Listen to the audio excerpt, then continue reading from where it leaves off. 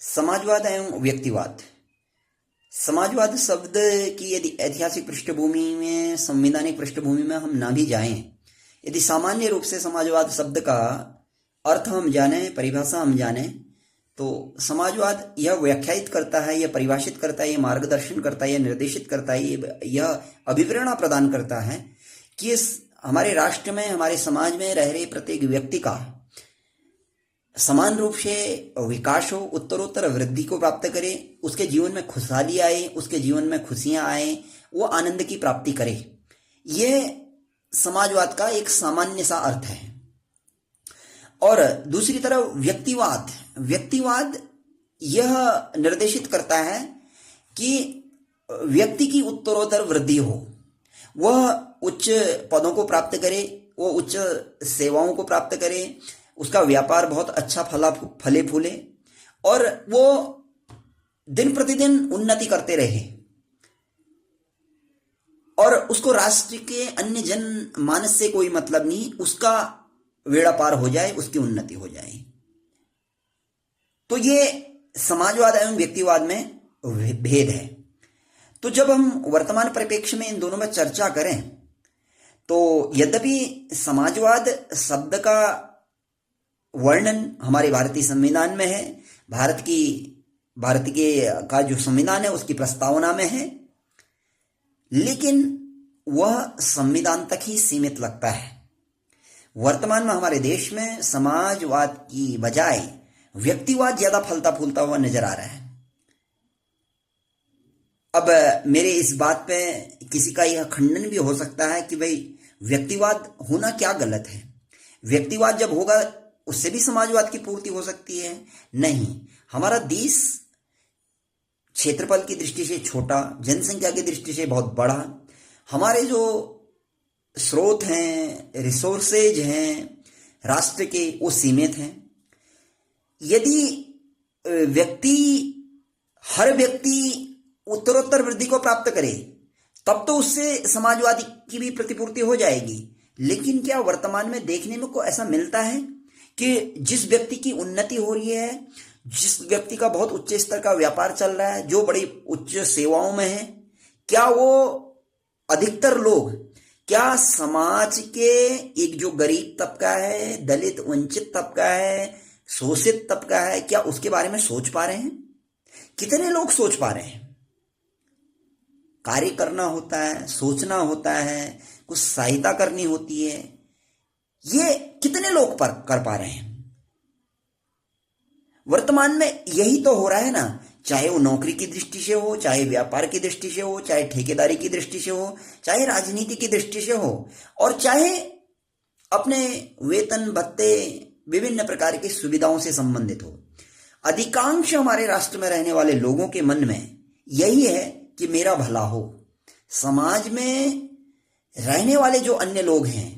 Society में रहने वाले जो अन्य लोग हैं, उनके बारे में हम न के बराबर सोच पा रहे हैं, अर्थात 100 में से 95% लोग तो नहीं सोच रहे हैं, और 5% सोच भी रहे हैं तो उनकी संख्या नगण्य है। तो इससे कैसे हमारा जो समाजवाद शब्द है कैसे अपनी पूर्ति की ओर प्राप्त कर सकता है, कैसे प्रतिफलित हो सकता है? और जब तक राष्ट्र में रहने वाले प्रत्येक व्यक्ति के जीवन में खुशहाली नहीं आएगी, प्रत्येक व्यक्ति के जीवन में आनंद नहीं आएगा, तब तक वह राष्ट्र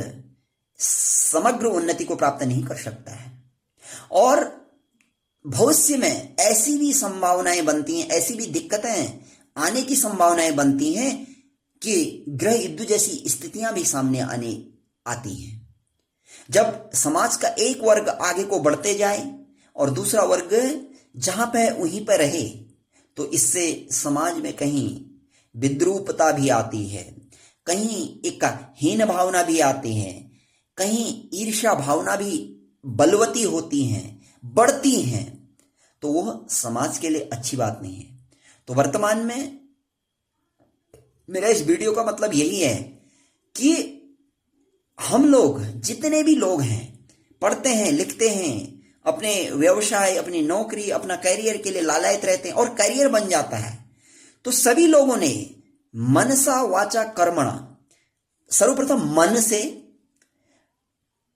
दूसरा, ये जो मैं वीडियो बना रहा हूं, वाणी के माध्यम से बना रहा हूं ना, वाणी से वचसा, और तृतीय कर्म रूप में, कर्म रूप में, तीनों रूप से, यानी मन से भी, वाणी से भी और कर्म रूप से भी हमने समाजवाद के लिए सोचना है। यदि हमारी नौकरी लग गई, हमें वेतन भत्ते मिल रहे हैं, हमें सुविधाएं मिल रही हैं, इस वीडियो के माध्यम से कहने का मतलब ये नहीं कि हम अपने वेतन भत्ते समाज को समर्पित कर दें, हम पूरा दान कर दें, हम किसी के पूरे हित में लगा दें और अपना पैदल चलें और अपना अच्छी चीज खा भी ना पाए, अच्छे वस्त्र लगा भी नहीं पाए, ये कहने का मतलब नहीं है। अर्थात हम अपनी सेवा को करते हुए वो समाज का जो अन्य वर्ग है, जो हमसे नीचे है, उसके उन्नयन के लिए भी हमें मनसा वाचा कर्मणा सोचना होगा। और थोड़ा बहुत हो सकता है तो अपनी ओर से सहयोग भी करना ही चाहिए। यदि राजनेता अधिकारियों से लेकर के शिक्षक, कर्मचारी, न्यायविद, चिकित्सक, अभियंता, जितने भी लोग हैं, यदि अपने अपने क्षेत्र में कार्य करते हुए इस विषय में चिंतन करके आगे बढ़ेंगे तो हम जो भारतीय संविधान में वर्णित समाजवाद है उसकी संकल्पना को साकार कर सकते हैं। हम भारतीय संविधान निर्माताओं के संकल्पों को साकार कर सकते हैं। हम एक समग्र भारत, अखंड भारत और एक सबका साथ, सबका विकास, सबका विश्वास, इस नारे को सार्थक कर सकते हैं। क्योंकि कुछ स्वतंत्रता से पहले, कुछ स्वतंत्रता के बाद में इस प्रकार की कुरीतियां, मिथ्या आडंबर संचालित होते रहे, उनके परिणाम ऐसे रहे। कुछ त्रुटियां हमारे तंत्र में भी रही, सिस्टम में भी रही। उनके कारण समाज के कुछ वर्ग लोग, चाहे वो किसी जाति वर्ग के लोग हों, वो चाहे दलित वर्ग के लोग हों, वो चाहे अन्य पिछड़ा वर्ग के लोग हों, वो चाहे अनुसूचित जनजाति के लोग हों, वो चाहे ब्राह्मण वर्ग के लोग हों, क्षत्रिय वर्ग के लोग हों, कुछ लोगों की उन्नति होते रही और उसी समाज के कुछ लोग ऐसे हैं, वर्तमान में भी हम देखते हैं कि जो जहां था वो वहीं पे है। 1950 में भी वो वहीं था, 2000 में भी वो वहीं पे है और 2023 में भी वो वहीं पे है। और ये समाज के लिए कोई सुखदायी सुख संदेश नहीं है, कोई अच्छा संदेश नहीं है। तो हम कुछ ज्यादा नहीं कर सकते हैं, लेकिन हम अपनी मन से, वाणी से और थोड़ा बहुत कर्म से हम समाजवाद को आगे बढ़ाने के लिए अपनी ओर से कुछ बेहतर योगदान कर सकते हैं और जिससे समाज का प्रत्येक वर्ग उन्नति करे, समकक्षता आए समाज में असमानता न बढ़े। क्योंकि यदि मैं अच्छा खा रहा हूं, मैं अच्छा लगा रहा हूं, मैं अच्छा जीवन जी रहा हूं, मैं आनंदित हूं, मैं सुखी हूं धन संपत्ति भौतिक संपदा के अनुसार, तो यदि मेरे चारों ओर का जो सराउंडिंग है, जो तरंग है, वाइब्रेशन है, वो यदि अच्छी नहीं है, मेरे चारों ओर में यदि अशांति है, अप्रसन्नता है, यदि समस्याएं हैं, परेशानियां हैं, लोगों को रोजगार की परेशानी हो रही है, महंगाई से दिक्कत हो रही है, तो उस सुख का, उस आनंद का, उस प्रसन्नता का जो वास्तविक अनुभव है, वास्तविक जो अनुभूति है, वो अच्छी सुखद हमें भी नहीं हो पाएगी। तो इसलिए हमने सबने मिलकर करके किसी भी समाज के किसी भी वर्ग के लोग हों, किसी सेवा के लोग हों, किसी समाज सेवा के लोग हों, किसी राजनीति के लोग हों, हमें ये सोचना है समाज के लिए कि हमें तो आगे बढ़ना ही है। हमें आगे बढ़ने के साथ साथ हमें व्यक्तिवाद को प्रबल रखते हुए हमें समाजवाद को और प्रबल रखना है। तभी एक अच्छे राष्ट्र की संकल्पना सार्थक हो सकती है, सिद्ध हो सकती है। मैं अगले वीडियो में आपके साथ मिलूंगा